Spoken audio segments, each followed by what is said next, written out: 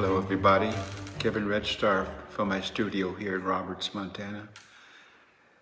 I had a wonderful collection of pieces that was put together for the show at the Danforth Museum in Livingston, and the first exhibition was fantastic. You know, the city was just, they came out, you know, to celebrate the new museum.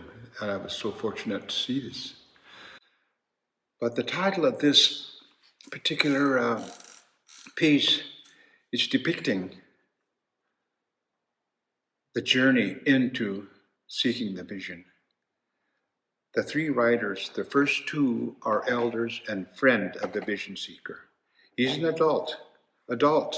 Start probably around 15, 16, 17, and 18, because they've already gone to war. At first, how they get started is they have to help the camp, the tribe, the village, being taught the ways to protect the village, their people. And these young men are taught by their grandparents, in particular their grandfather and their uncles. They take them under their wings at a very early age, and one of the responsibility is that, taking care of the horses. And in this scene, in this particular painting that was chosen for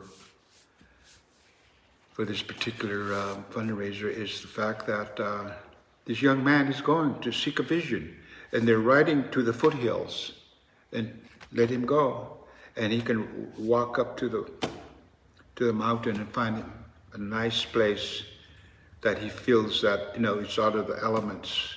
And so he has to have a place to rest. In most cases, these vision seekers wander the mountain, maybe from peak to peak, and they want to find something that is available for them, where they feel comfortable. So at some point, after fasting for 2, 3, 4 days, naturally something will come to him. Something that it could be a form of a bird or an animal, even sometimes a reptile or a water creature, a fish, that would be his helper. But when these particular images keep coming into his dream or his thoughts, then he has to really consider that. Or perhaps it's a bear, perhaps it's a grizzly bear. That could be his protector. In the 4 days, he will come back and meet his friends, and they, in turn, will go take him to a sweat lodge that's prepared for him. Then, with his two friends, they'll go into council, into a lodge where the elders are, and they will let him speak of what he thought, what came to him, and through his conversation with the elders, they determine, okay, perhaps, it could be an eagle, a bear, or it could even be a mouse or an ant or a chickadee. And that each living creature is powerful in their own way.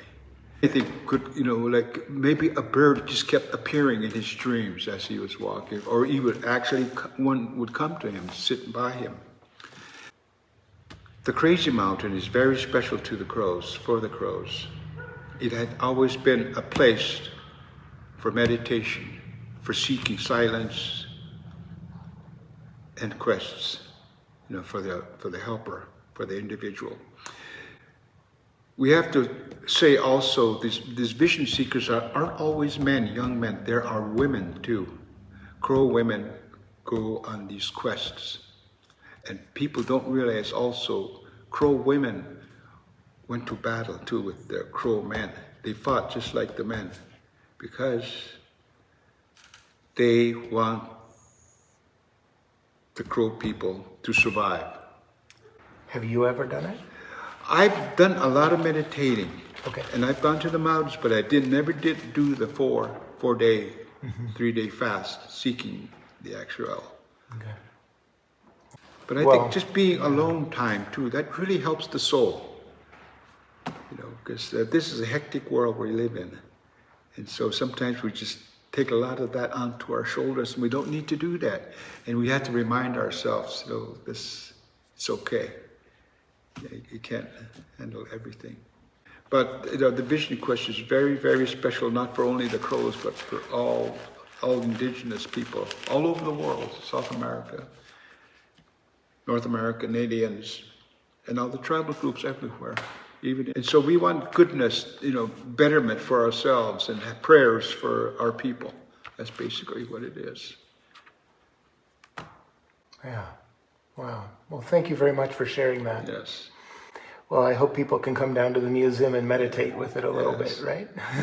I will say that the feedback has been tremendous. Many people like I was saying, who walk I was in. really impressed. Yeah. You know, your little town, Livingston's, really came all out that evening and just really supported the museum. I was so fortunate to be there and witness it. Yeah, it was I neat. love art lovers. Yeah, it was a beautiful thing. And they keep coming every day, Kevin. It's wonderful. Wonderful, great. Awesome. Well, thank you very much. I hope we can glean something from this. Indeed. Okay.